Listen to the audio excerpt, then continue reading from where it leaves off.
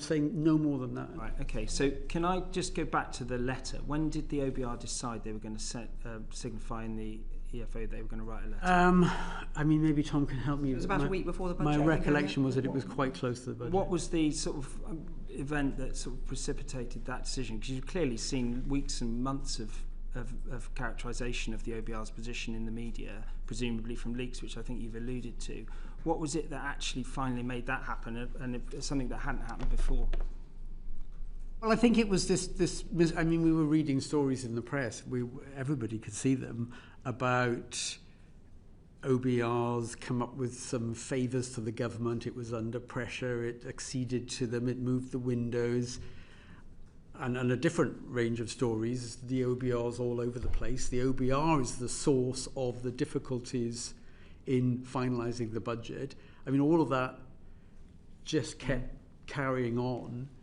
And as I say, sorry, at the risk of repeating myself, the letter really was to try and remove misconceptions about the OBR being either the patsy that was doing what the government wanted, or that through its own fickle behaviour, changing from one day to the next, depending on whether it was sunny or cloudy, that was making it virtually impossible. That wasn't the case for the government. No, it wasn't. It wasn't the case. And indeed, the letter, I think, showed that in the run-up to pre-measures, that wasn't the case.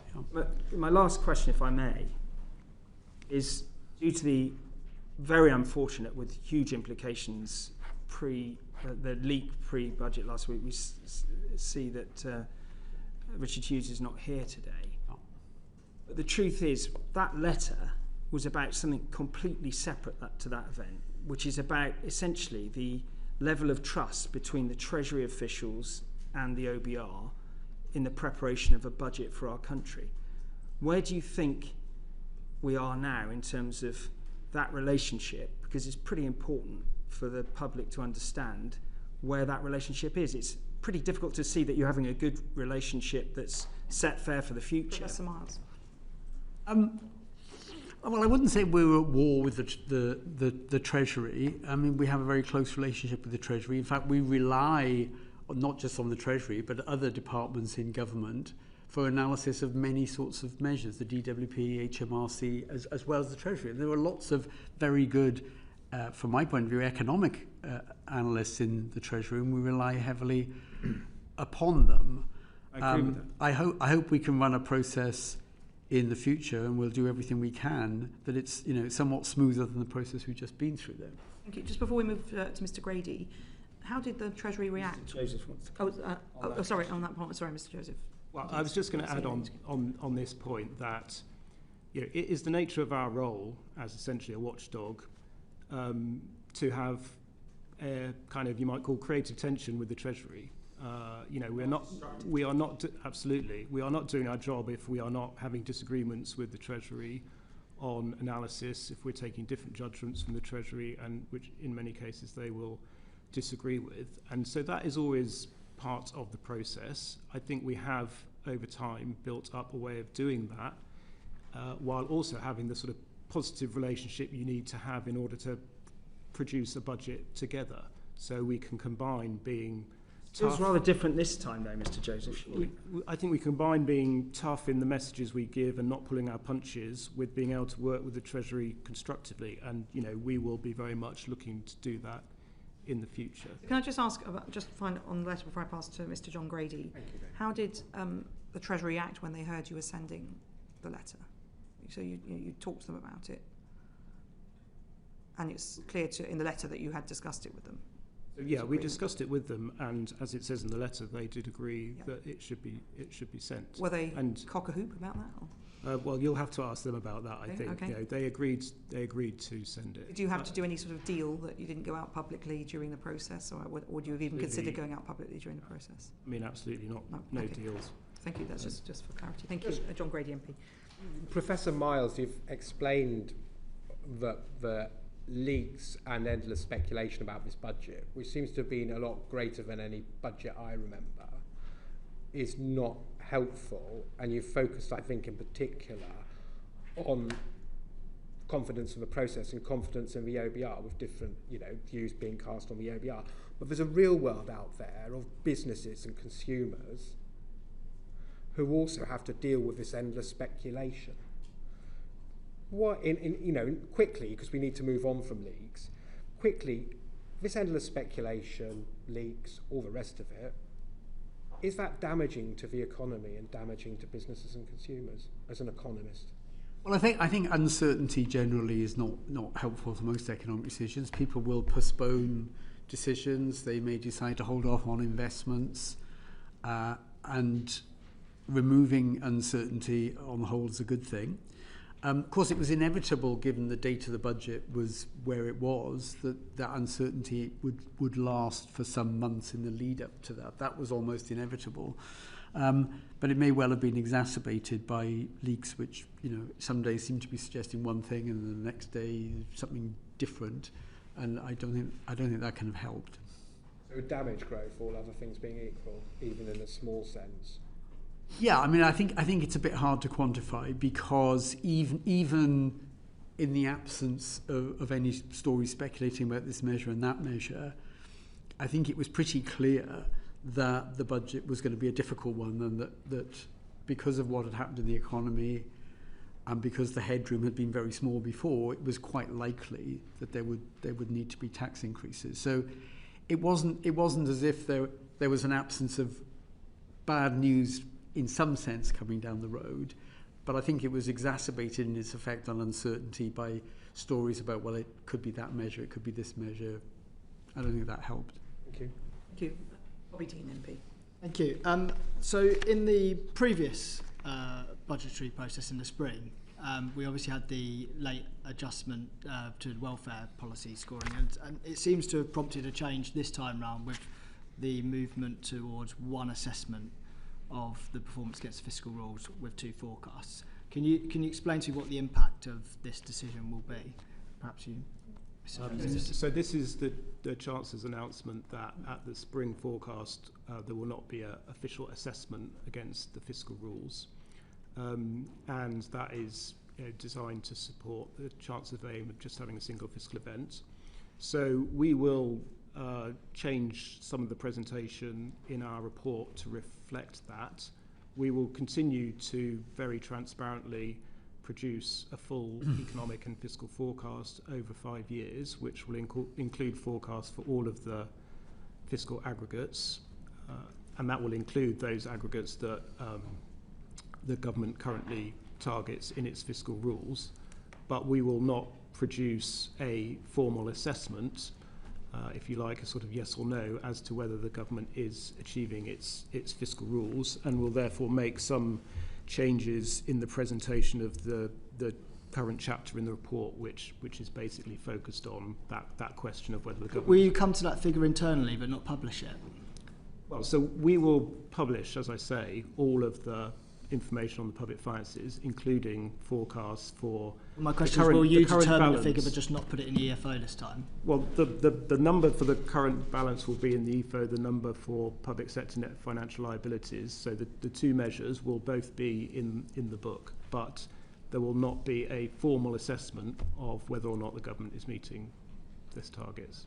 But the numbers will be there. So ordinarily, as you know, the Treasury Committee has the OBR and we have economists in before we have the Chancellor in. Will the economists be able to tell us the answer? Yes. Yes. So in reality, you're not making a formal assessment, but we're still going to have that assessment. The speculation will remain the same. The reaction to that figure will probably remain the same. Well, the numbers will be there. I think what we will try and do in the report is provide some more context, because we'll have a bit more space and time to be able to do that, to explain some of the kind of uncertainties around those numbers and some of the risks ahead of the autumn budget, which is when the formal assessment of the rules will take place. I think the idea here, which is actually a sort of model that is followed in many countries actually, is that the spring forecast would be more of a kind of preliminary view, set the grounds for the government to think about its policy settings ahead of the autumn budget, when they make their final policy decisions and the formal assessment against the rules is made. So I think we would aim to use the spring forecast document to try and provide more of that context, risks, uncertainties ahead of the autumn. So I understand the sentiment. I know that the IMF kind of made recommendations to this effect, and they want to sort of de-emphasise the concept of headroom in public debate. But I guess the reality is, if they're seen to be off track and there is no repair made in that spring statement, the market's going to react accordingly, aren't they? Well, as I say, the numbers will be there, and it will be for the government. The government has said it will not respond, I think, unless there are exceptional circumstances, I think is the language they've used. But as I say, I mean, this is not an unusual way to run a fiscal calendar and a fiscal process. It is very similar to the approach that is used in many countries around the world, where you have a sort of single main fiscal event where policy is changed and a preliminary forecast ahead of that. Yeah, just to say, to quote back Richard Hughes, former OBR chair, what he told the Treasury Select Committee in July, he said that moving to a single annual forecast would make us one of the least fiscally transparent countries in Europe. So do you think the fact that there's still two forecasts but the lack of formal thing means that statement doesn't hold true now? So, yeah, Richard was talking there about a proposal to just have one forecast a year, which would be a big reduction in transparency, and I mean that would be very different from nearly every other country around the world, which has two full forecasts every year. But that, I mean, that is not the proposal that the Chancellor has made. Just a final thing from the IMF report, they said in July 2025 that one of the strategies that you could take is to have proactive communication to manage market expectations, continue to telegraph and explain policy changes. Do you think that the government listened to that particular element this time around, and that was the reason behind a lot of the information getting to the newspapers early? I mean, you'd have to ask the government about their communication strategy. That's not for me. Definitely swerve, Mr. Joseph. Dame Harriet. But further to that exact question, given the revealed preference that we've seen during this budget process of the Treasury wishing to spin various different aspects of the economic and fiscal information they're getting from the Office for Budget Responsibility, does this change to one forecast not make the markets much more vulnerable to being manipulated with spin from the Treasury in the meantime? I mean, I don't really see why that would be the case. I mean, this is not, I say, you know, the government's communication strategy is not a matter for us. We are just focused on producing the reports that we are required to produce under the legislation, and we will, you know, obviously abide by the change that the government is making. Thank you. Yuan Yang MP. Thank you very much, Chair, and thank you for coming before us this morning. Mr. Josephs, I wanted to go back to a point that you've both touched on very briefly in terms of the fluctuations between rounds of forecasts. Yep. And from my reading, the change between round 1 and round 3, so all the pre-measures rounds, is about 6.7 billion. Am I right in calculating that between the first and the third round? That's right. Do you have a sense of whether that's large or small compared to previous round 1 to round 3 fluctuations? I think these are generally rather small changes compared to some of the fluctuations you see between forecast rounds.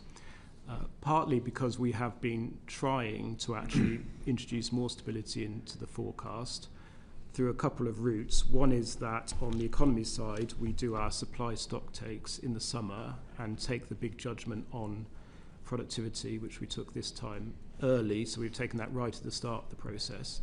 On the fiscal side, we've also initiated, or further developed, I should say, a process of engaging with HMRC and the other forecasters in the summer to agree any big modelling changes at that point, so we try and get that into the first round so that subsequent rounds are more stable, because we do very much understand that for the government, trying to develop policy in an environment where the numbers are moving does make it difficult. I mean, sometimes it's unavoidable because there will be new data that come out either on the economy side or on the fiscal side that means that just, the numbers are going to change substantially, and there's nothing you can do about that. So in this case, the 6.7 billion fluctuation from round 1 to round 3 is actually smaller than what it might have been in the past when your forecasts were more unstable. I'd be very curious, perhaps in a letter, if you could set out the volatility from previous rounds that we've not had the ability to see, kind of following from Mr. Dean's comments on having this historical data, if that's... We can discuss that. And can I clarify a figure from the EFO itself? You write about a 21 billion average absolute pre-measures forecast revision to borrowing. Is that 21 billion the amount of difference between different 6-month forecasts? Am I reading that That's correctly? right, yeah. Right, so From one forecast to the next, yeah. so between one 6-month forecast to the next, the average absolute revision pre-measures is 21 billion pounds. So that's quite a large part of historical and current. Yeah, and I mean that does just reflect the uncertainty around any fiscal forecast, and obviously over the last 15 years the ABR has been in existence, there have been some big shocks to the economy that have changed the fiscal outlook. There have been some big changes to policy that have changed the fiscal outlook, so it reflects that, yeah. So that, I mean, to go back to your points earlier about trying to address the misconceptions out there that forecasts vary wildly between rounds, I would say is it not correct to say that between different rounds week to week there might not be that huge variance, but certainly between 6-month forecasts there is a large variance in terms of the context of the fiscal headroom. Yeah. Okay. Now just turning to the macro picture on to productivity and to Professor Miles, we've spoken to you at previous appearances in this panel about your optimism on growth relative to other forecasters. Of course, the IMF, the Bank of England and others downgraded the UK's productivity in previous years, in the last 2 years. And there's been a lot of discussion about your decision to get downgraded now versus previously. So could you reflect a bit on that decision now? In hindsight, it's very easy to say in hindsight, but in hindsight, do you still back your judgment that it was right to downgrade now and not earlier? Professor Miles. I do, but I would say that, wouldn't I? I think what we're trying to do, well, I know what we're trying to do, is to form an assessment of the underlying trend rate of growth of productivity. And underlying trend rate of growth of productivity is not something you can just look at the measured productivity as the ONS produces it and say, it's doing that, therefore the trend is this. And the reason is, I mean, as well as problems that have been particularly acute in recent years with measuring labour input, but setting that to one side, there are periods when there are major shocks to an economy, and COVID and the energy price shocks after the Russian invasion of Ukraine were 2 examples, COVID in particular, which generate huge fluctuations in measured productivity, sometimes huge reductions and then a bounce back, which actually tell you nothing about the trend rate of growth of productivity. So I think to try and reach a judgment, let's say a year ago, 2 years ago, when we were still quite close to the after effects, first of COVID and then of the energy price increase, would I think have been very difficult, because you'd be trying through a sort of fog of noise in the actual measured productivity, trying to infer something about the trend path that it might follow in the future. So it seemed to us that until you had left enough time to have gone past the aftermath of this temporary huge shock, particularly of COVID, but also with the energy price increase, with enormous increases in energy prices in 2022. Those increases in energy prices had, to a very large extent, been reversed, and in some sense gone away, by early 2023. Early 2023, mid-2023, was then, 3 years on from COVID's most dramatic impacts, which were in the middle of 2020. And so the view we took was that really, in order to not be influenced in the wrong direction by the aftermath of these big shocks, you have to wait for some of the dust on that to settle. By the middle of this year, 2025, we'd had about 2 years of what I would think of as data on productivity, which was unlikely to be seriously affected by those earlier shocks, and from which you could then make a judgment about whether there was going to be a bounce back to a upward sloping trajectory or not. And it turned out that although different measures showed different things, none of the measures of productivity growth over the last 2 years or so, sadly, showed much higher productivity growth than they had in earlier periods after the financial crisis. And that, amongst some other things which I can describe in a moment, led to the view that we had been too optimistic in thinking that we would get a bounce back from those big shocks. In the lead up to those shocks, COVID in particular, in the period between about 2015 and 2019, productivity growth did seem to be rising a bit. And it looked like it might be on a trajectory that would get back to what was our immediate pre-COVID estimate of trend productivity growth. But that didn't seem to be showing up in the 2 years when, as I say, the dust had settled after COVID and the energy price shock. That's a long-winded explanation as to why I think we would have been jumping the gun and a bit too trigger-happy to reach this judgment, let's say, in 2023 or 2024. Thank you. And I appreciate there's something to be said for letting the dust settle. Yeah. How was this decision made institutionally? Was there a discussion, for example, among, I think you have around a dozen, is that right, economists working in the OBR? Was that a discussion? Was there a discussion on the committee between the three members of the committee? Yes, absolutely. So to cut a long story short, I mean, we had 3 or 4 very good OBR economists working on pretty much nothing but this, looking at a range of different evidence from long periods back in history, from the most recent period, thinking about the effects of AI and how that might boost productivity in the future, trying to factor in the more recent negative impacts of tariffs on the UK and in general sort of deglobalization amongst trade across the world. We also drew on thoughts from, we have an advisory panel which is made up of academic economists, city economists, the leading think tanks, the IFS, the National Institute, and research institutes and the Resolution Foundation, all of whom have done very good work on productivity. We also had quite detailed discussions with Treasury economists who had themselves done very good work on productivity. And I mean, I had one-to-one conversations with probably 2 of the real experts on UK productivity, one of who was John Ranreenan, who was sitting in the Treasury, the other, one of my colleagues from Imperial College, Jonathan Haskell.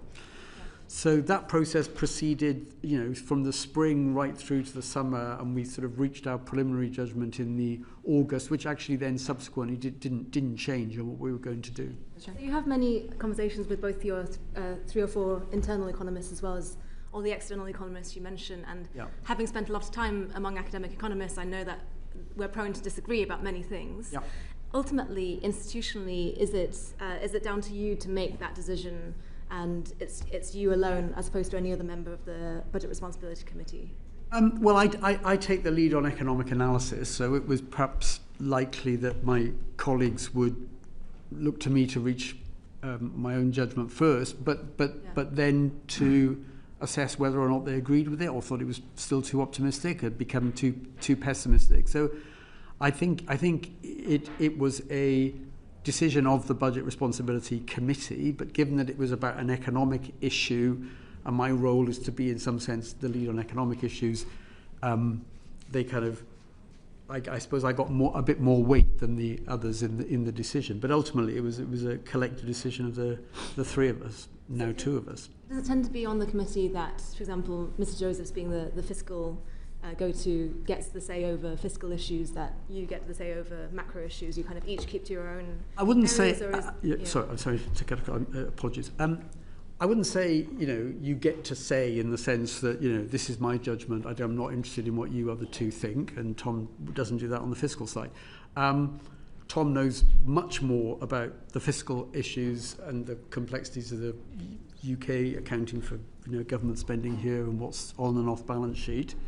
So I listen to him with interest and I learn a lot.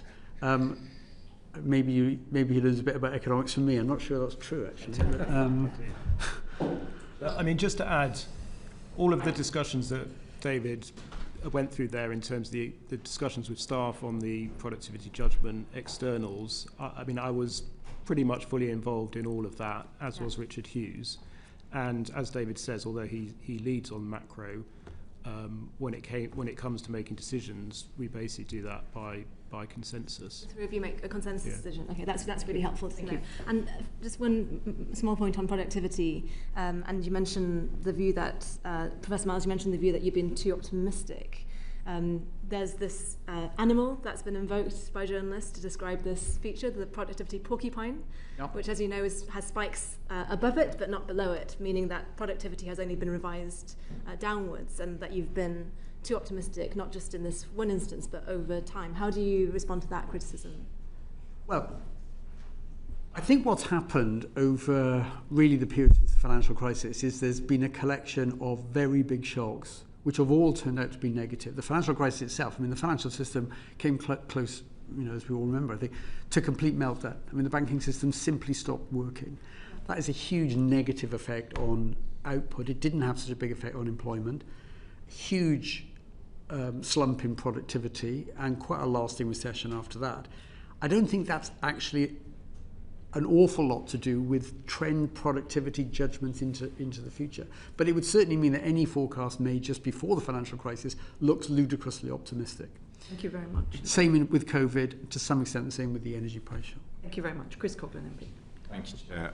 Professor Miles, we've spoken about the difficulty for the government of numbers moving rapidly. But for me, a major concern for me is that I was looking at your dynamic policy scoring document from 2023 that, if I understand it correctly, the OBR doesn't score any fiscal multipliers from year 5 onwards. They assume government policy has no impact. I was looking at your productivity scoring analysis, and in your own paper you say that on the literature review that a 10% increase in UK R&D, some authors find a long-term effect on productivity of a 1.9% increase, which is enormous given the budget had a 16 billion downgrade from 0.3 reduction in productivity. So how can it be a responsible way for economic policy making if we're not allowing the government to take into account pro-growth measures? Well, I think we do. I mean, for example, back at the time of the March fiscal event, where the government had some clear new policies for us to consider on planning and house building, we did factor those in. We got a projection of significantly stronger house building, and particularly in parts of the countries where there's a very clear housing shortage and houses are very expensive. And we factored that in, and it did affect our judgment about productive potential in the economy at the horizon. And we also said that it would become larger the further ahead you look than the 5 years over which the government's targets are assessed. So, I mean, I don't think it's quite right to say that we don't pay any attention to measures that the government thinks is pro-growth. Sometimes they fall beneath our what you might call threshold for is the effect of these things likely on our central forecast to be large enough 5 years down the road that it could confidently be considered significant. That threshold is 0.1% of GDP 5 years down the road. That's quite a small amount. I mean, it's about £3.5 billion in a £3.5 trillion economy. So that the threshold doesn't exclude things that could have a moderate but significant effect. Quite often we may form a judgment that something that's unambiguously good news, I would say the India trade deal falls into this category, because it has quite a long time horizon before it builds up to its full effect, hasn't quite got there at the threshold. We don't so-called score it, but we can make it clear that we think this is something that has a meaningful effect, and it will become very likely above the threshold, just not within the 5-year horizon. So am I interpreting this document then wrongly then when you say that there's... Can you just refer which document you're talking about? So the dynamic scoring of policy measures and OBR forecast from 9th November 2023 that assumes a fiscal multiplier of 0 for public investment. No, okay, sorry, the multiplier is a slightly different judgment, if I may say. Apologies if we've been talking slightly at cross purposes. The multiplier judgment is in a sense an old style Keynesian thing. It's the government spends more on whatever. It doesn't matter. It doesn't have to be pro-growth measures. It just cuts taxes, gives people more money. That's a boost to demand in the short run. And our judgment is that that boost to demand nearly always has a positive effect on output in the short run. It may have no impact on what we call the underlying potential productiveness of the economy. So what it does is it boosts demand, but it doesn't really have much effect on how much could be produced in the UK. And it may well take demand above what you might call equilibrium output and be sort of slightly marginally inflationary. Our assumption is that those effects can play out over 2 or 3 years, but ultimately the Bank of England's role in a sense is to control inflation, which generally means bringing back demand in the economy in line with productive potential. And something that just boosts demand in the immediate short term, we take the view that the Bank of England will adjust to that to bring the economy back to what you might call equilibrium, so that demand is in line with the supply potential of the economy. And that would mean that the Keynesian demand effects, not trivial in the short run, tend to fade away if you look down the road. Even though your own report here says that it has long-term effects. Well, it only has government policies can have long-term effects if they change in a permanent way the productive potential of the economy. And the house building stuff, I think, is in that category. I think the India trade deal is in that category. Thank you. Thank you. And in your analysis, does your productivity forecast still come down essentially to a top-down judgment based on past trends, like we've discussed in previous sessions? It certainly looks at past trends, actually quite long periods of history, like what happens after a big negative or positive shock in the UK. We draw upon that. I think it's also not just sort of backward looking, because we've made this assessment of the potential impact of huge improvements in artificial intelligence, and also on the negative side, a much less favourable trade environment as a result of tariffs levied by the US than it looked likely if you go back to the beginning of this year. So it's both what can you learn from history and what things now look different from history, and can we take account of those, both positive and negative? Could you build is it possible to build a forward-looking bottom-up forecast of productivity? Because one of my concerns is that obviously these numbers have been so wrong over the last 15 years. Yep. That's creating a large impact on negative impact on government policy making. No, I mean, you're right. It's a very, certainly when you look further down the road, it's a judgment that has significant impacts. I think it's also a judgment that you simply have to make, because you can't be agnostic about it and say we have no view on productivity. I mean, you need a number at least for the most plausible outcome about which there are huge risks. And one of the reasons why we've done some scenarios in the report we put out would be to answer the question, well, what would happen if productivity actually stayed much less than our forecast for the long run at about the average since the financial crisis? And the answer is that would be bad for GDP and it would make the fiscal situation much worse.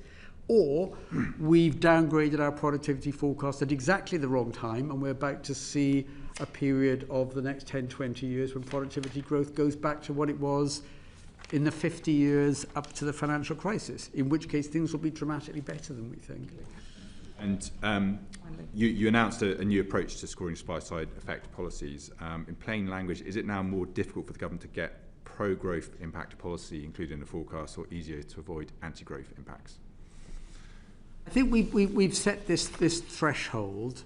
I think we've set it at quite a low level. It was the 0.1% of GDP. It's does it move the dial by about 3.5 billion, either plus or minus 5 years down the road? That's quite a low threshold. So it doesn't rule out us taking a view on all kinds of potential measures. Can I just add on that? Mr. Joseph. I mean, it's symmetric. So I think, going to your question, it would apply to both policies that are positive for growth and policies that are negative for growth. And I mean, the reason that we have done this is that we had been looking at lots of policies which essentially were very, very small and really had very marginal impacts in both directions on growth at the end of our forecast. And we found ourselves making, essentially very small and uncertain adjustments to what is already a very uncertain view of productivity in 5 years' time. And therefore, we thought it made sense to be more transparent and more clear about what we mean by significance, which is why we introduced that threshold. Thank you very much. Bobby Dean, MP. Thank you, Chair. The panel's already explained how the pre-measures forecast of 4 billion being the surplus isn't necessarily positive news for the country, but it could have been much worse if it wasn't for the growth in labour income. So could you explain to us what that was driven by, and how much of a surprise would that have actually been when you got to that stage? I'll talk about just very quickly the economics and then how it feeds into the fiscal projections. It just looked like wage settlements this year, as we progressed through the year, had been turning out higher than we thought. It looks like wage settlements have still been running not far off 5%, even though the labour market has been weakening a bit and vacancies have come down, and indeed very recently unemployment has edged up a bit. So it was a surprise that wage settlements seem to be hanging in at that level, and it looks like, looking at expectations of companies as to what settlements will be next year, that they'll also be a bit higher than we thought back in March. So that was the wage element of it. On the inflation front, a little bit the same story, that the inflation numbers through the course of this year have been coming in a bit stronger. So we've increased our assessment of inflation for next year by about 0.5%. We've increased our forecast about hourly earnings by a bit more than that. Both of those things, particularly in an environment where you've got ongoing threshold freezes on income tax, just bringing a lot of money. Well, just to add on that, it is the case at the moment that, it's particularly the case at the moment that the receipts forecast is particularly sensitive to changes in inflation and nominal earnings because of the personal tax threshold freezes, which just means that for a given increase in inflation and earnings, you get a bigger boost to the receipts forecast than is the case if those thresholds were rising in line with CPI.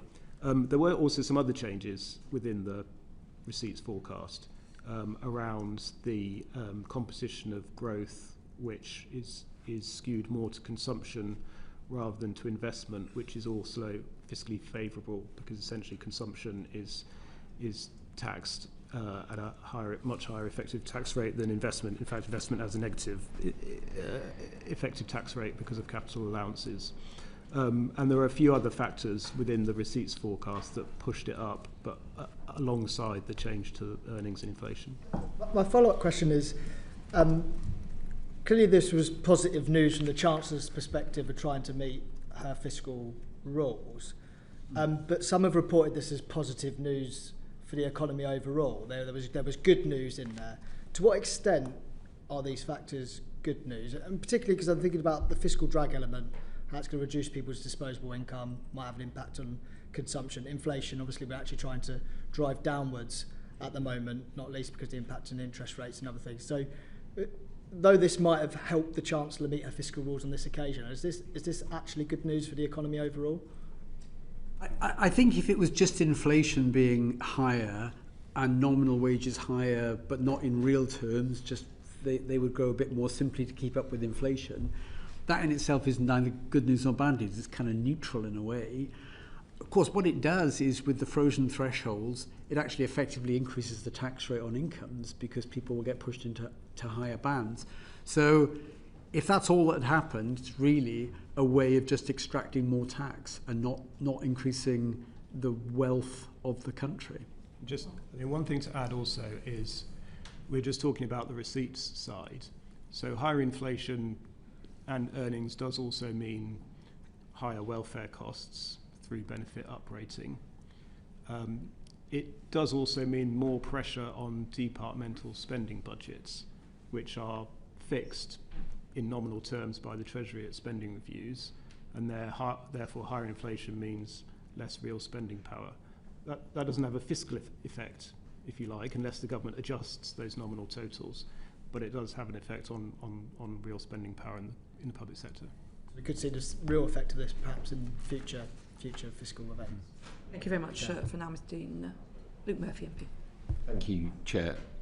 My constituents will welcome the action on cost of living in the budget, from the rail freezes to the cuts to energy bills, but could you set out what the trajectory for real household disposable incomes is over the Parliament, how that change is compared to your forecast in March, and what the main reason for that change is?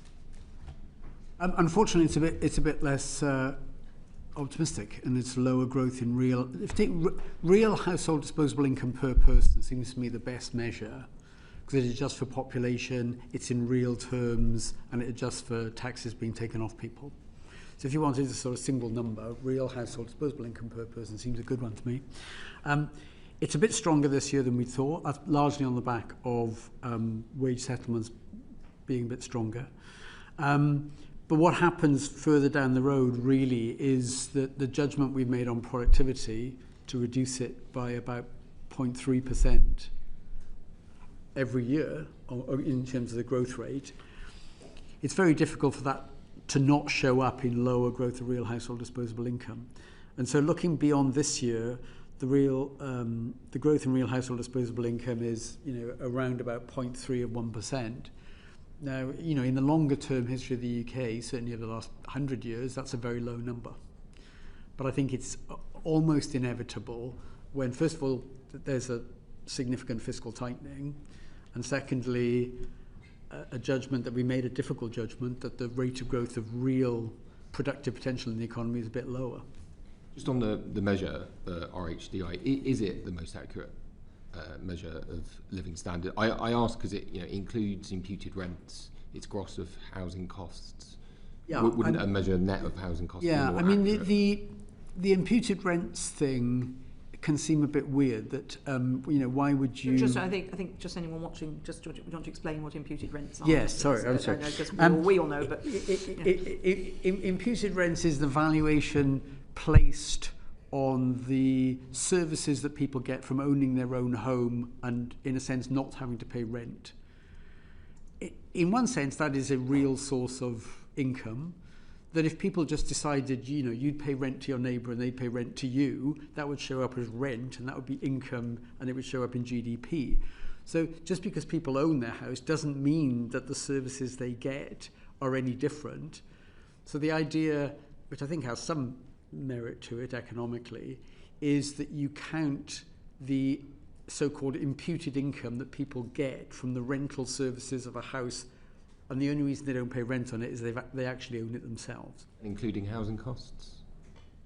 Why would you include housing costs in it? Isn't a measure that doesn't that exclude? No, I don't think housing costs would. Yeah, I'm not quite sure that there's an obvious offset there. I mean, the real income from imputed income is a real thing. So, for example, if interest rates went up and people had to pay more on their mortgage, I mean, in some sense, that's a transfer. If you think about a bank or a building society that's getting deposits from UK households, interest rates go up. It's kind of a transfer from those who've got a mortgage to those who've got savings in the bank. That's distributional, but it doesn't affect the average level of real income in the country. So I think that's more a distributional thing. But I think your question is more subtle than that. But I need to think about it. Maybe we could follow up. Okay, maybe we could. Can I just quickly turn to migration data, because the latest data is much lower than you forecast. Yeah. And I just wondered what the fiscal implications of that are. Miles. I think it depends very much. And I don't know quite what the composition is of the people coming to the country more recently. It depends very much on who's coming. Are they people who come predominantly, they're going to work, they'll earn average incomes in the UK, maybe higher than average incomes in the UK, they'll become taxpayers very quickly. That, in the short run anyway, is positive. Those people, even if they have dependents, the dependents won't be eligible for welfare payments for some time. So the short-run impact, if the great majority of people coming into the country is positive, and if those numbers go in the other direction and come down, and there's far fewer of those people coming in, then in the short run it's fiscally less favourable. Of course, what may have happened, and haven't looked in detail at the very latest numbers, which only came out a few days ago, I think. It depends very much on the composition. So you could have a reduction in the number, but an increase in the proportion of people who are directly going to be working, and far fewer dependents, and maybe far fewer students who are not going to be generating any taxable income. So it depends on two things very much, I think, not just the absolute number of net migration. It's what kind of people are coming, what proportion of them are working, generating tax, what proportion of them are not. It also depends in the longer run about how long they stay, because after a certain period, they will generally become eligible for welfare payments, and if they stay long enough, they'll ultimately be paid pensions. Do you have all the necessary data in order to make that assessment based on? I think we do on the very latest numbers, which, if I'm right, came out just within the last few days. The 204,000 number, which I think was much lower. I mean, I should say on the back of it that our forecasts have consistently been for a very sharp drop in net migration during the course of this year.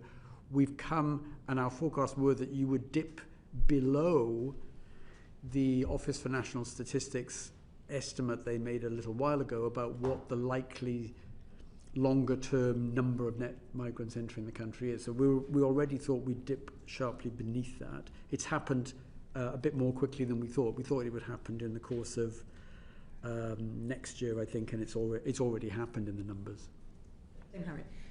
On this point, one of the characteristics of that recent data was the number of people leaving the country. Yes. And I wondered whether there is any data on what the tax take would be for the people who are leaving versus the tax revenues from the people who are coming in, and whether you're able to make any assessment of that at this point. I mean, you're right. That's very important for thinking about the net fiscal impact.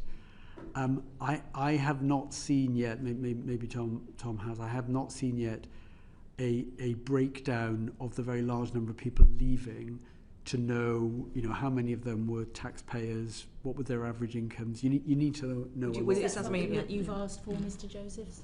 So we haven't, I don't think we have seen that data, so we would have, that is something we would have to look at for our next forecast. So it is possible you'll look at that for your next forecast. Yeah. Yeah, thank you. John Grady, MP. Thank you very much, Dame Meg. So I welcome the much higher headroom, but commentators point out that it's based on quite significant backloading. So savings of 24 billion in the final 2 years. Much of the tax is forecast to arrive almost 3 quarters after April 2029. We've also got the transfer of SEND provision from local government to central government. That's 6 billion or so. And defence spending is planned to increase, and there's a real question about, the level of threat versus defence spending. So against all of that, perhaps start with Mr. Josephs to give Professor Miles a rest. How confident are you that the target of a balanced budget on current account will be achieved in 29-30? Yeah, thank you. So, I mean, a few points there. So, I mean, in terms of the target itself, as you say, the Chancellor's increased the headroom against that target quite significantly compared to the past. So 22 billion is almost double what it was in the past, and as we were discussing earlier, it's kind of roughly equal to our the average change in our forecast from event to event. It is important to underline that is a central forecast, so the risks are in both directions, both upside and downside risks. It is also the case, as you say, that the decisions in this budget have meant that the consolidation is more backloaded than was the case in the past. So policy decisions in this budget actually increase borrowing in the short term and only decrease borrowing right at the end, and therefore the kind of profile for the fall in borrowing and the fall in current budget has been pushed back. And yeah, there are a number of significant risks around that, a number of which we discuss in the report. You've mentioned a couple on public spending, and there is the commitment on defence. That commitment the government has actually funded in the spending review period through a reduction in the development budget, but the ambition to go even further beyond the spending review period and meet the 3.5% target in the 2030s is clearly a significant pressure. We estimate that reaching that target in today's money is about 35 billion. But I mean, that is further off. I think that's 2035 by memory. You also mentioned the send pressure, which is a very significant one, more in the medium term. And the government has said, so that's spending on special education needs and disabilities, which has built up to become a very big pressure on local authority spending. And the government has said that from 2028-29 they will essentially fund all of that spending from within central government expenditure, but they haven't at the current time explained how that will be funded within the current envelope, so we've flagged that as a risk. Just reflecting on the OBR since it came into being, in fact we've had several elections. The latest we can have an election is mid-August 2029, so you know, that year, the year before it is when one would expect an election. So all this is backloaded into years of higher political risk. So against that background, coming back to my original question, perhaps for Professor Miles this time, given we've got an election, in your experience, do governments cut expenditure and raise taxes in election years? I'm sure they don't want to. But then again, sometimes governments do things that are unpopular, and it turns out to be, you know, quite popular that people like their realism about what they've done. Are you confident? I mean, are you confident, Professor Miles? How confident are you that these backloaded events will take place and will hit this headroom and this balanced current account?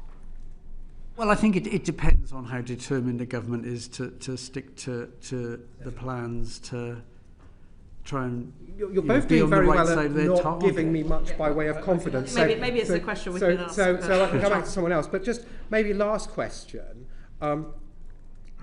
We're talking, and we've been talking since the OBR came into being, about forecasts of meeting a current account surplus, paying down the national debt. Yeah. And this is a serious issue because of the amount we pay on debt interest. Absolutely. And resilience if we have future shocks, etc. Yes. So it's not just an academic topic. Certainly not. But we never actually seem to repay any debt. It seems to get bigger all the time. So we talk about forecasts. Are we reaching a point where we need to move beyond forecasts and actually we just need to start seeing actual repayments and debts rather than forecast in the future?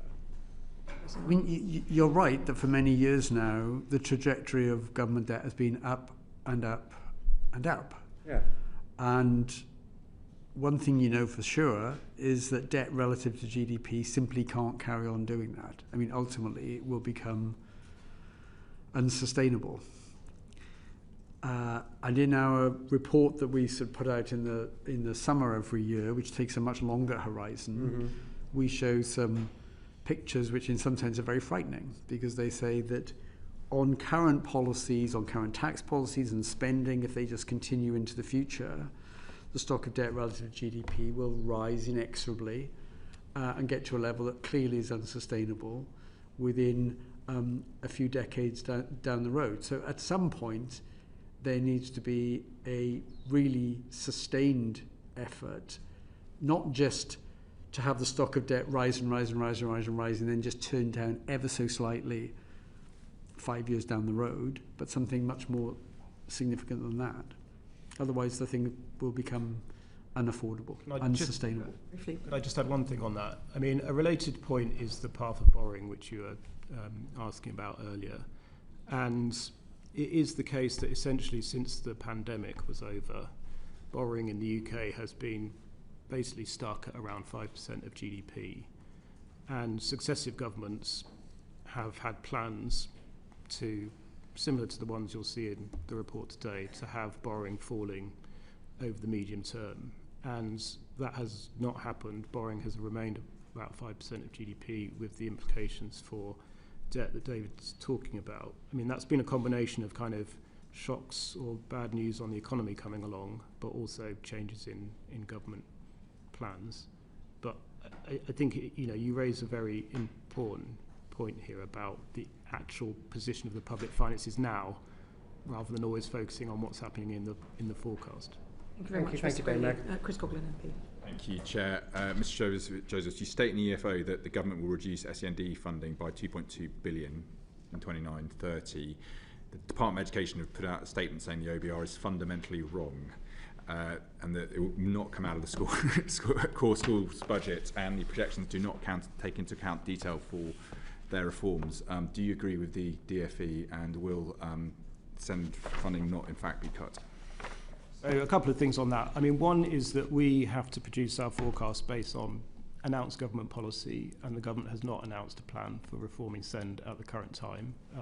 Their intention is to do that, I understand, in the new year, but there were no details that would have allowed us to score anything in this report. What they have announced is that this very, very large pressure, £6 billion we estimate, will be moved from the local authority sector into central government sector. They did not set out how that would be funded, and that is in a year when there are other significant pressures on the existing spending review envelope, including from inflation, as I was talking about earlier, but also other areas of spending pressure. And it's also a year where the government has actually decided to try and reduce overall spending a bit compared to the past. So, it is clearly a risk. And as a result, we decided we always have an assumption on the amount by which we think departments will underspend their allocations. And on the basis of these pressures, including SEND, we decided to take that down to 0, which is, I think, the first time we've ever done that. On the point that the Department for Education is making, we have a duty in legislation to set out risks to the fiscal forecast. The government had not told us in that year how they were going to fund this, where any offsetting savings came from, and therefore, in order to illustrate the scale of risk and pressure this created, we illustrated the implications for mainstream school spending if, and there is an if there, it was all in the Department for Education's budget. Thank you very much. But you scored it on the schools, the schools budgets as well. Did you? Well, we don't produce a bottom-up department by department forecast. We didn't make a bottom-up assumption on that because the government just told us it would be absorbed within overall government spending. It didn't tell us how it would fund it. So what we did was provide an illustration of the risk and pressure. It was only an illustration. So I think as the government had put in the red book something about that it would come from across government spending. But because we have to illustrate risks, and so we chose to do it, which I think is reasonable, by illustrating the impact it would have on the school's budget. Thank you very much for making that clear. John Bin MP. Could I ask you about efficiencies in government? It seems to me that the budget highlighted an additional 4.9 billion of efficiencies, building on what we had in the spending review, which was, I think, 14 billion of efficiencies. Can you tell us about your sort of confidence level in achievement of those? It's easy to project as an extra 2% in NHS productivity, for example, but how credible are they based on what is actually attained? It seems often people assert that to make up the numbers, but then it doesn't happen.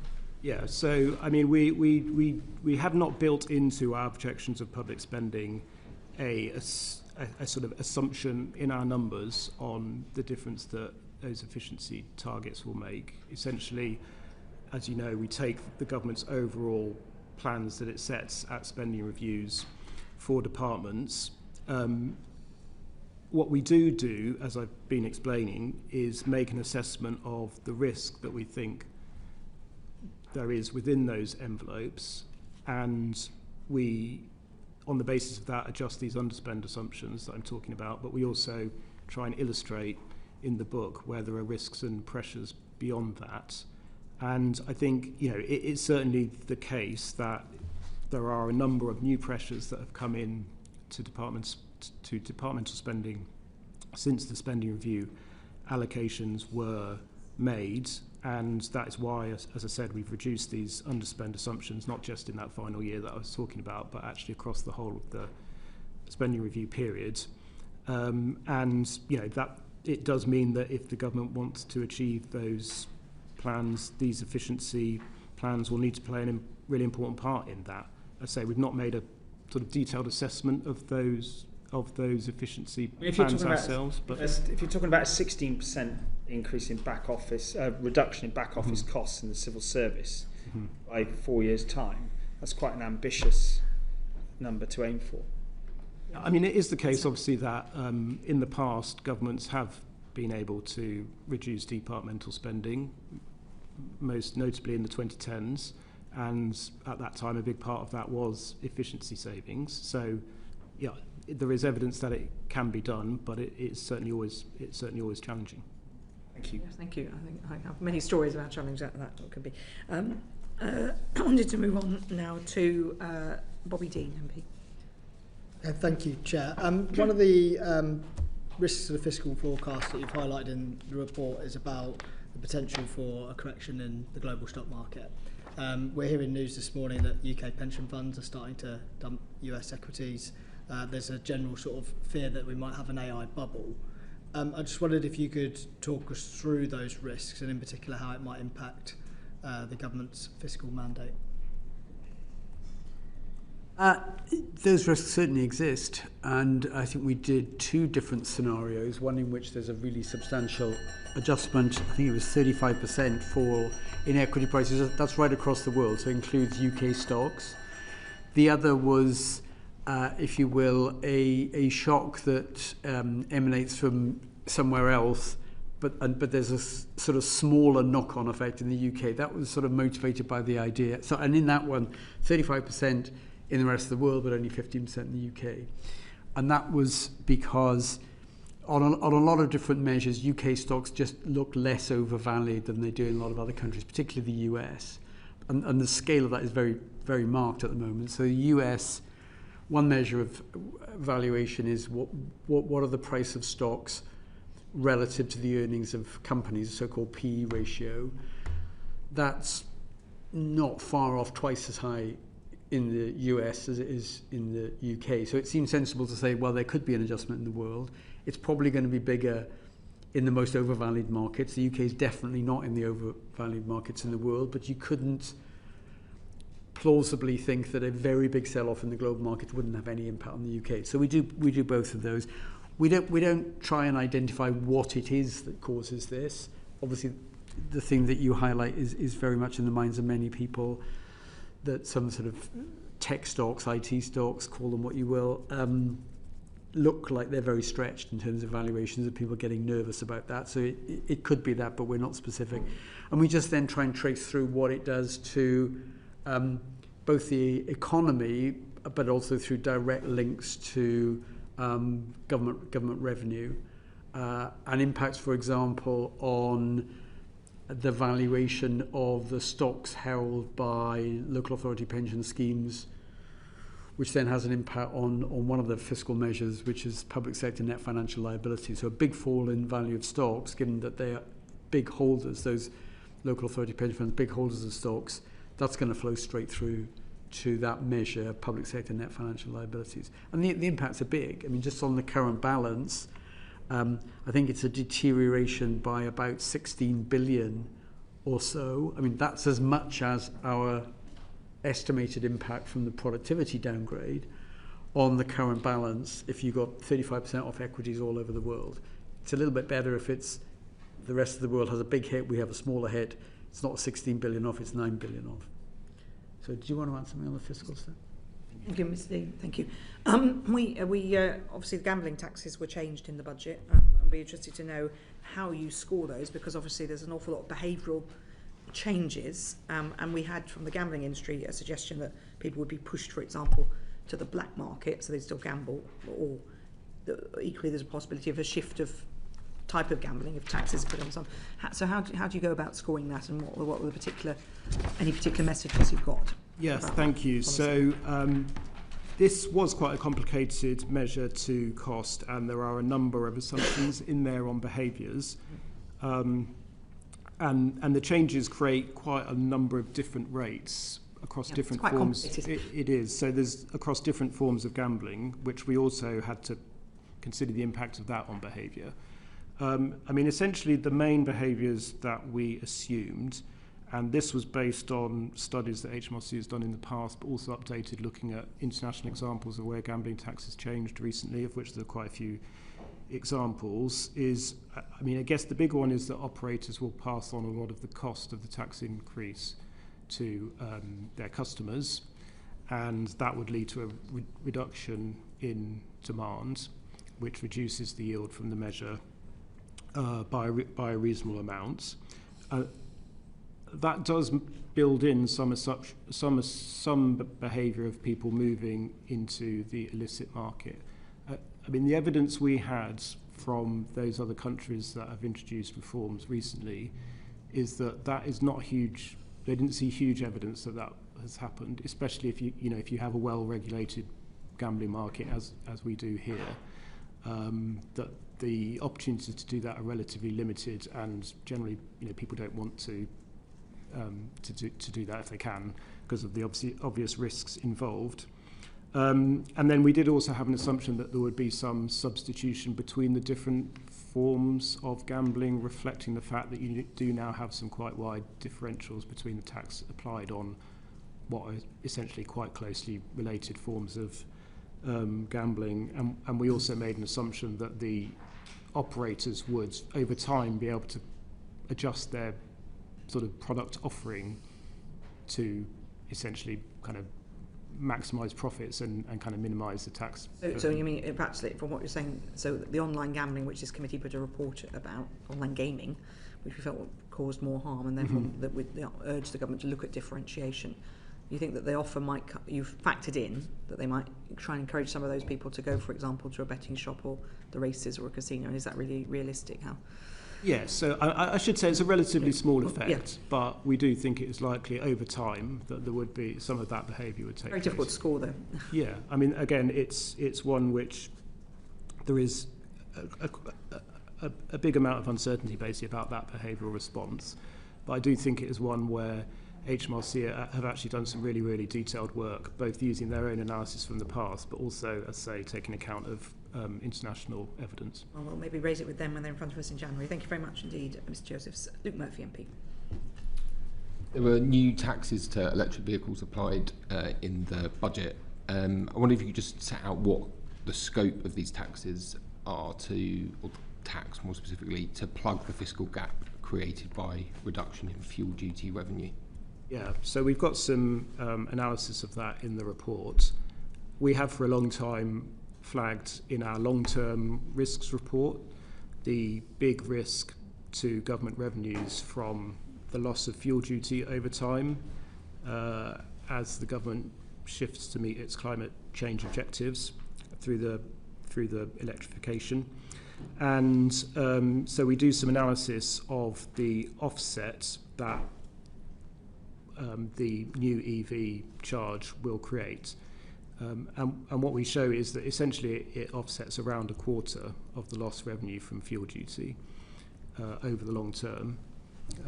And that the reason it's not 100% is because the EV charge that the government has set is roughly half the charge on the average driver through fuel duty.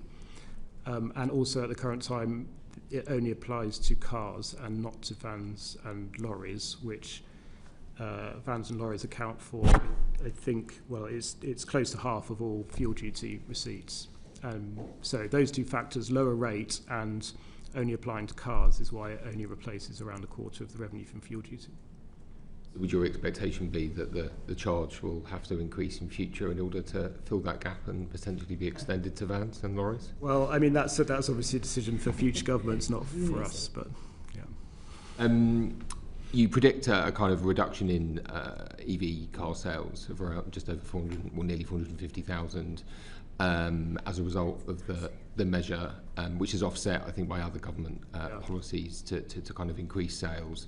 I just wonder whether that reduction in sales could be bigger than envisaged. How confident are you around the modelling of the impact of the policy change? Well, again, it's quite an uncertain behavioural response, and there are quite a lot of moving parts there. There's the actual new charge on electric vehicles and the impact that has on purchasing decisions on electric vehicles.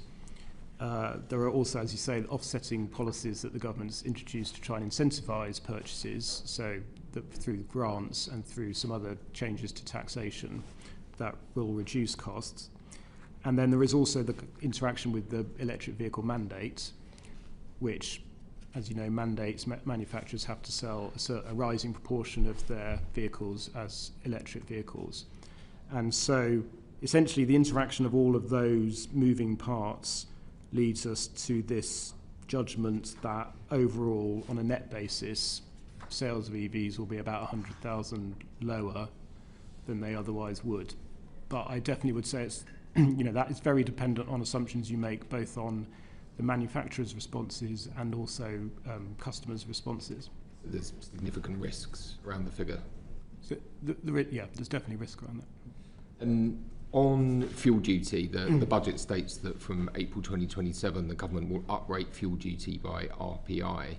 But as we know, fuel duty rates have been frozen for 15 years. How much headroom would the government lose if it did not go ahead with that fuel duty uprating by RPI? Yeah, so I think this is now the 16th consecutive time that those rates have not changed. The cumulative cost of that since 2010 we estimate is about 120 billion. 120 billion cumulative cost since 2010. I think in this forecast, if those rates were not uprated, it would cost about 3.5 billion a year. And say fuel duty weren't uprated, does that have a potential impact on demand of EVs, and do you model that? It would do. I mean, essentially it sort of lowers the cost of petrol and diesel vehicles relative to EVs. Again, the modelling that I was describing earlier on electric vehicles, we have to base on current government policy, so it will have been based on the assumption that those RPI increases happen. So that number on EV forecast could change in the negative if government weren't to freeze RPI. Well, weren't to freeze fuel duty, sorry. Yes, but there is, as I say, there's also the interaction with the mandates. So manufacturers still have to sell a certain proportion of their vehicles as electric vehicles. So again, there would be a response to that from manufacturers. Yeah. Thank you. Thank you very much, Mr. Murphy. Yuan Yang, MP. Yes, there are several increases on the effective rate of tax from income flowing from wealth in the last budget, and in particular on the effective rate of tax on dividends. And I see that in your behavioural effect, you find that over the 5-year forecast period, there's the effect of people changing their behaviour in response to that tax increase goes down to 0. Was that a surprising find, and would you have found a 0 impact on behaviour if that increase had been larger than 2 percentage points? Mr. Josephs. Specifically on the increase to dividends? On dividends, yeah. Yeah, I mean, I think that reflects the fact that it was a relatively small increase. It applies just to basic and higher rate taxpayers and not to additional rate taxpayers. And I think it is the case that actually quite a lot of the dividend taxes will be paid by additional rate taxpayers. So yeah, essentially that's why there was not a huge one. Thank you very much indeed. Harry Baldwin. Thank you very much, Chair, and I'm going to try and elicit some yes-no answers out of you, because you've obviously covered a lot of ground so far, and I think there are a few last topics where I'd just like to get a yes-no from you. First of all, the Chancellor has told us repeatedly about the importance of growth. In aggregate, did the measures announced in this week's budget improve growth in the UK? That's a yes-no answer, please. No, but can I just say why? Yes. No, in the sense that we didn't judge that the positive effects outweigh the negative effects. I think it's in some ways not surprising that the answer is no, because if you're going to take the tax take out of GDP higher again, which happens to the highest level certainly since the Second World War, possibly for a much longer period, it's very difficult to raise taxes without affecting incentives to save, to work, to invest, to become an entrepreneur, to stay in the UK. It's very difficult to do that without having some negative effects. We judged that those negative effects, at least over a 5-year horizon, were not large enough to actually give a negative impact of the budget, but neither did any positive effects more than outweigh them. In short, higher taxes mean lower growth, is what I heard. Very difficult to increase the tax take without having effects on incentives. Yeah. Okay, another quick one for trying for a yes/no. In aggregate, did the measures in this week's budget improve productivity in the UK, Mr. Josephs? Well, again, yes, no. Well, I think it's difficult. I think we need to get a little bit maybe more reflective. Again, I think the answer is the same answer that David just gave, which is no, but there is a reason why, which is that we have introduced this new significance threshold.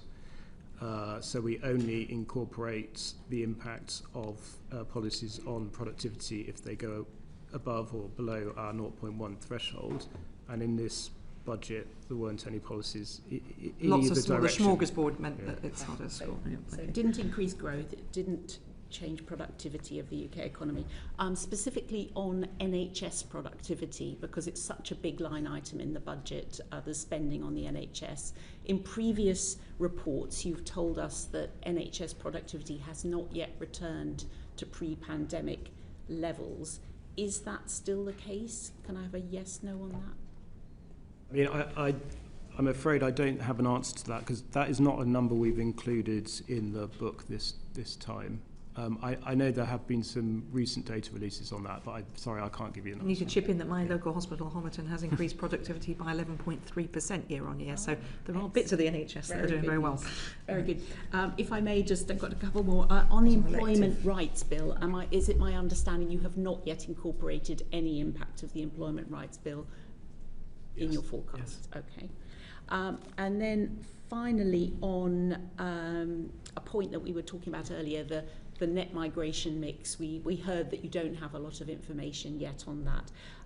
You also told us in your report last year at the budget that the measures that the Chancellor put in place then around the non-domicile regime were highly uncertain. And I think in this year's report you've said that you've no reason to change that. There's been a lot of anecdote obviously out there about rich people fleeing the country, but is there any sort of fact-based information that would change any of your information? So, as you say, we've not changed that assumption because we don't feel there's any hard evidence out there that would lead us to change that assumption. I mean, that assumption is that there is pretty significant outward migration as a result of that policy. But as I say, still within the parameters you estimated. Yeah, no new evidence, and we won't have really hard data on that until early 2027 when we start to see the actual tax receipts. And then final one, if I may, the salary sacrifice measures in terms of pensions were the second biggest item in terms of the tax increases in this budget. Do you think that that will have a long-term impact in terms of your medium-term fiscal forecast and the amount that we save for pensions in this country? Yes. A long-term impact, well, I think you would expect it to have an impact over the long term. I mean, it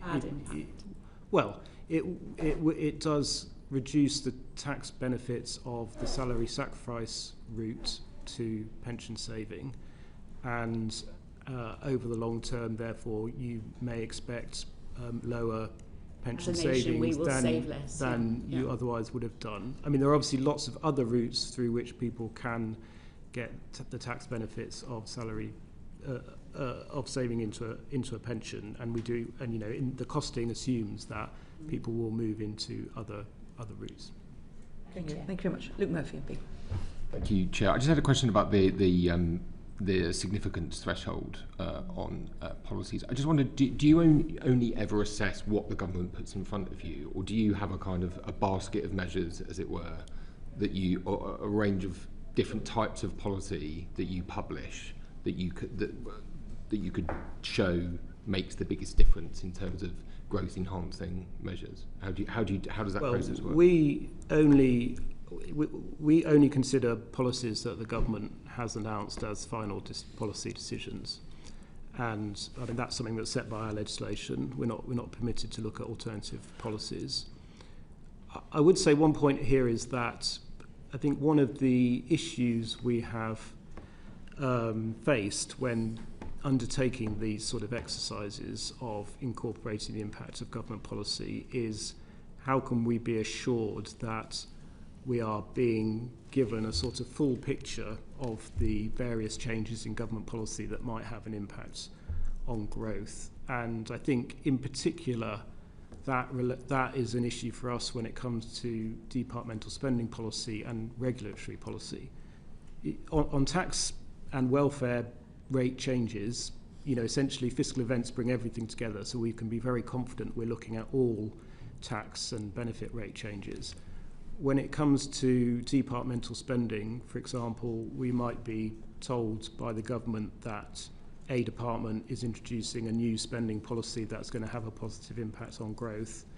It is very difficult for us to look through everything else that department is doing and judge whether other things that department might be doing might be having a offsetting effect on growth. So that's one of the reasons we've introduced this significance threshold, and we've also been clearer on another one of our thresholds, which is we call additionality, which is essentially saying, can we be sure that this new policy is having an impact on growth which is clearly over and above previous government efforts and is not being offset by other policy changes. I appreciate you only assess the policies the government puts in front of you, but I guess to ask the question slightly differently, do you have a typology of policy measures that shows how you assess different types of policies with it in-house? And yes. Is that something that you so we do. Is that something that you publish?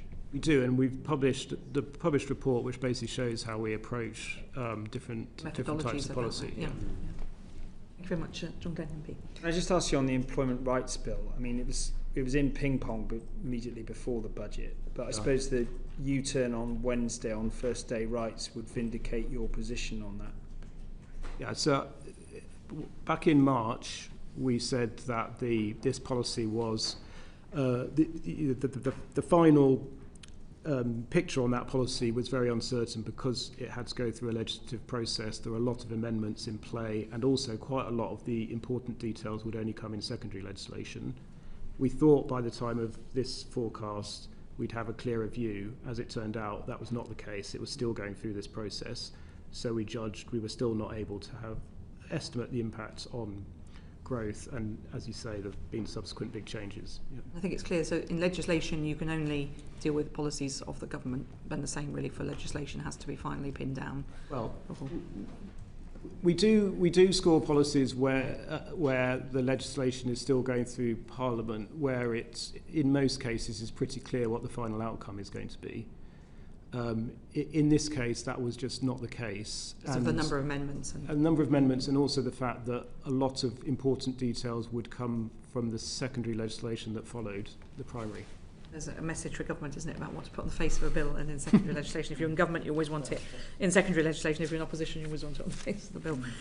But before we finish, I just want to ask a couple of quick questions. One of the we haven't talked much about gilts today, but we've seen the pattern of gilt trading here. But one big question is, why are the UK gilts rates consistently higher than in France, which has far more debt than even we do? I think part of the reason is that UK gilts obviously are denominated in sterling and French government bonds in euros, and the euro is a clearly more widely held global currency than sterling. There'll be a lot of investors that think some part of their portfolio needs to be in euro-denominated assets. There'll be relatively fewer, at least outside the UK, who would think, yes, we absolutely have to have some sterling-denominated government bonds. I think that's one reason. I suppose there's a slightly more nebulous one, that if things really fiscally got very difficult in France, that there might be some European Union ECB strategy to try and help them. That's not going to come our way. Okay, thank you. That's very helpful. Going back to what we were discussing at the beginning, you were very clear about the unhelpful information that you felt was being put out there. If that unhelpful briefing occurs at a future fiscal event, I think it's clear that the committee would be quite like to be informed of that. Are you happy to support that as members of the Budget Responsibility Committee. Obviously, you'll have a new chair, would have to be involved in that discussion too. Is that something, Mr. Josephs, you'd support? Providing information if you felt that the OBR was being buffeted by briefings? Yes, absolutely. Okay. I mean, in terms of actual briefing, it's obviously quite often very difficult for us to know exactly what is happening and who is briefing and what. Well, it could be wild speculation, it could be media speculation, it could be briefings, it could be leaks, all of those, but all the noise around it, I think, is my point. I think one thing I might add to the discussion we had earlier when you were asking about the letter is one thing that was upmost in our minds when we considered writing that letter was the expectation that this committee would be asking us questions about what had happened, because you have done that previously, and therefore that was part of the thinking about in terms of putting it down on paper so it was clear. Yeah, get it out early. And we also had questions from the Shadow Chancellor as well. So okay. And what about you, Professor Miles? Would you support providing us with that information in future? I would. I mean, the OBR is here to serve this committee, and if you find that information helpful, we should respond to it. Thank you very much. And did you ever feel, push you a little bit more on this, that the Chancellor or any Treasury Minister gave an incorrect impression to journalists or the public about the information that you had supplied to them? I think there were misunderstandings in the media, but that's not something I would pin down. You can't be sure where it came from. Right, exactly. Okay. Exactly. And Mr. Joseph? Yeah, I think the same. Like, it's very difficult for us, and we are not here to comment on government communication or on what then led to media speculation. The purpose of the letter, as we've discussed, was to sort of set out the facts in terms of the evolution of our forecast. Everything else that happened is really not something for us to, I think, sort of reach judgment on. Well, thank you very much, and can I thank our witnesses very much indeed. That's Tom Josephs and Professor David Miles of the Budget Responsibility Committee at the Office for Budget Responsibility. This is the first of 4 sessions around the budget, so tomorrow we have a group of economists, next Tuesday we have the Bank of England, and on Wednesday we have the Chancellor of the Exchequer. The transcript of this session will be available on the website uncorrected in the next couple of days, and once again I thank our witnesses. Order, order.